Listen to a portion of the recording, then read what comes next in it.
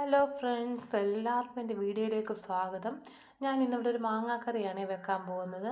അതിന് ഞാൻ ഒരു മാങ്ങ എടുത്തിട്ടുണ്ട്, ഒരു ചെറിയ മാങ്ങയായിരുന്നു കേട്ടോ. എന്നിട്ട് 3 പച്ചമുളകും എടുത്തിട്ടുണ്ട്. അപ്പോൾ നമുക്ക് എങ്ങനെയാണ് ചെയ്യുന്നതെന്നുള്ളത് നോക്കാം. അന്നേരം നമ്മൾ ചട്ടി അടുപ്പത്ത് വെച്ചതിന് ശേഷം നമ്മൾ ഈ മാങ്ങയായി ഇട്ട് കൊടുക്കുകയാണ് ചെയ്യുന്നത്.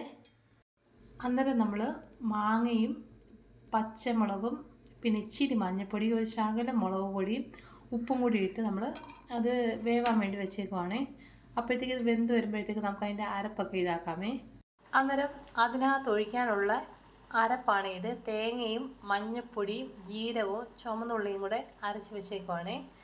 അപ്പം നമുക്ക് ഈ അരപ്പ് അതിനകത്തോട്ട് ഒഴിച്ചു കൊടുക്കാം.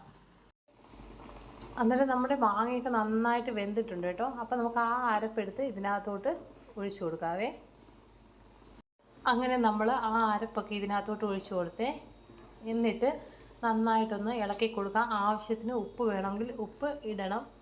അപ്പോൾ ഇപ്പം ഞാൻ ഇച്ചിരി ഇട്ടിട്ടുണ്ടേ.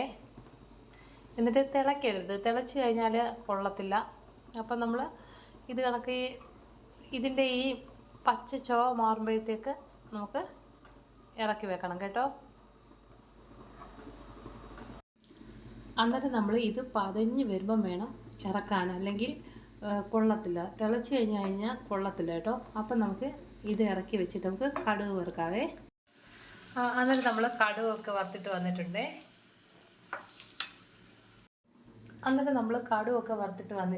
അപ്പം നമുക്ക് അതിനകത്തോട്ട് ഇട്ട് കൊടുക്കാവേ.